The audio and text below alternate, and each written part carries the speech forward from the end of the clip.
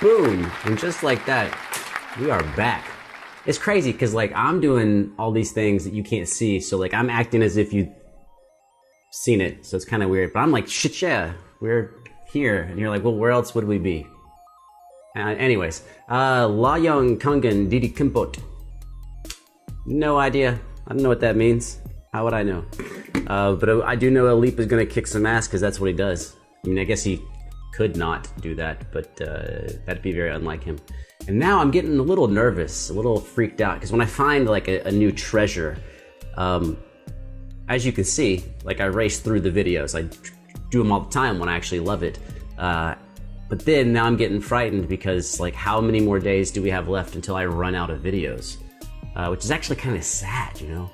The last couple times, I don't know if you will know these groups, but EXO and BTS, you know? Like some K-pop where like I thought it was exceptionally good, and then I raced through the videos and it's like, well shit, now there's like no more new ones. Anyways, I don't know if that has anything to do with anything. That's just what I'm thinking about. And let's see this guy play some guitar. Ah, I already forgot how to say thank you. Damn it. Turamakasi, I think. I remember fire though. Api. And there's a cat down there. I don't know cat, I should learn cat. Because she's everywhere. Right now she's cleaning her face, but you can't see that, so. I could just be lying. Maybe there's no cat. It's just like an illusion, man. All right, let's go.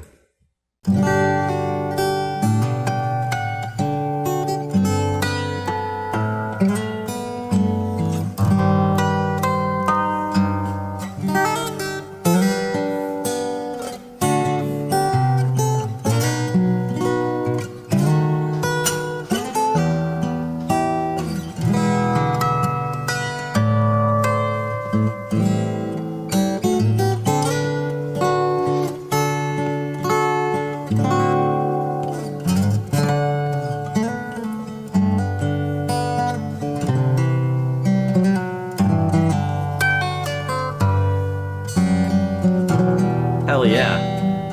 Hold on, those harmonics were slick. Third fret, first fret, 0, I think. We just did, yeah, like right there. I'm gonna back up a little bit.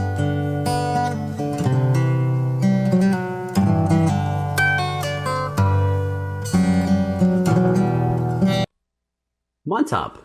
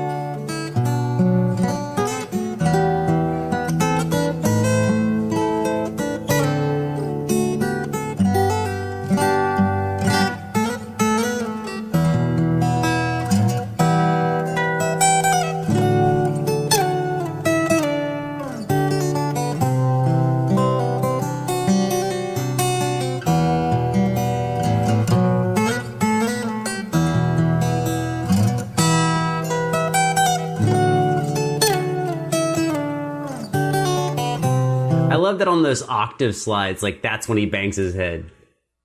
It's kind of funny, like where you bang your head as a listener and where the performer bangs their head as the performer. So he apparently loves playing those octaves and sliding down. He's like, hell yeah, this is the awesome part.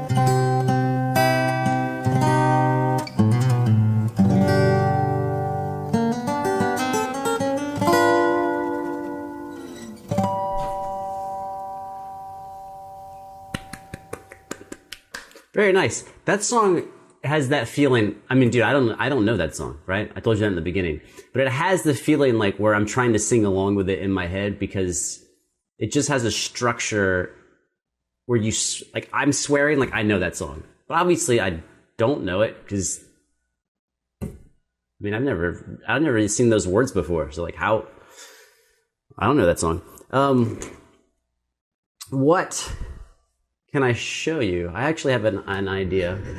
If I can reach this guitar, hold on. Let me get this thing.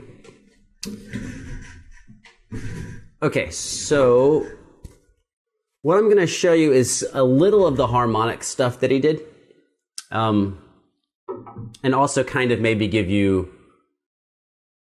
if you want to call it an exercise, a way to approach harmonics to kind of challenge yourself a little bit. Not too crazy.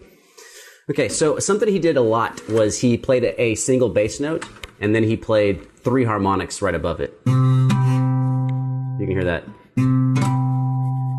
Right, so right now I'm holding down a C, 3rd fret, and then using my pinky to lay down the harmonics on strings 4, 3, and 2 on the 5th fret. So I hit the bass and the harmonics.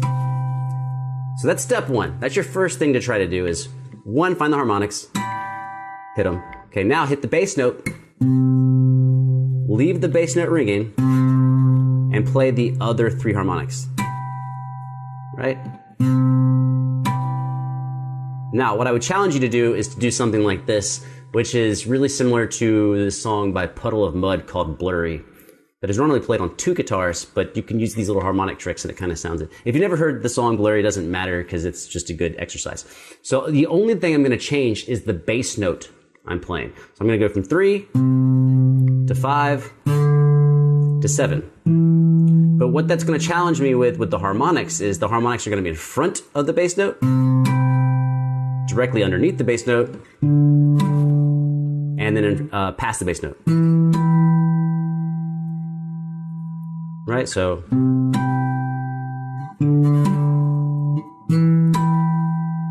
then if you want to, you can add a little finger picking in there. And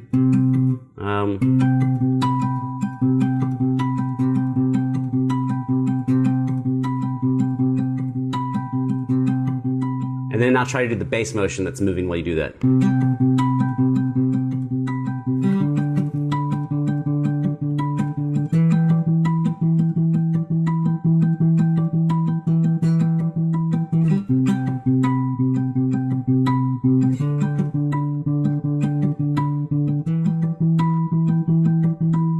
So what you're actually teaching yourself to do is, 1, keep your fingers in a precise location, because if you're off by a few millimeters, those harmonics are not going to work. So you are learning to keep your fingers anchored in one spot while you move other fingers. So you don't let the motion of your other digits decrease the accuracy of your locked in position harmonics. And you also have to keep your fretting finger, the bass note, you have to keep a nice arch, a nice curvature on your fingers to make sure they don't bump the other strings, because if they bump the other strings, you're not going to hear the harmonics. So it's going to teach you finger independence, accuracy, and then also a nice curvature. And you have to keep pressure on, because if you curve your finger but you release the pressure, then the bass note's not going to ring. So just let the bass note ring, nice, loud, and clear, play the harmonics, and shift through the positions. And I think it's a pretty solid exercise, and it's not overly complicated as far as what you have to play. You can just focus on attention to detail and executing at a high level. And then hopefully you can take what you get from that and you go back to another piece, and it will make your playing of something else easier and hopefully clearer. Hopefully you'll have an increased amount of clarity in your playing. So a lot of times your challenge with harmonics is a lot of times you just miss. You miss by a little bit, and then the harmonic's not even there. Like there's no chimey sound. And in case I've never said it before, when you're playing a harmonic on the 5th fret, 7th fret, 12th fret, you want to actually position your digit directly over the fret. Not like you're playing. If you're playing it, you put it in between the frets. So here, right? Where I'm in between the frets. I want to play the harmonic, I want to be directly on top of the metal, on top of the fret wire that's in the fingerboard.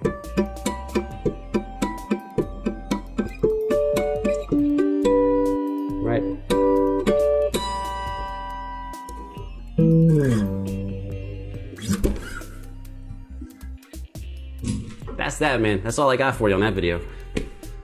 I'm not gonna rewind the video to point it out, but something you might want to learn from phrasing wise is Alip does not use a lot of vibrato.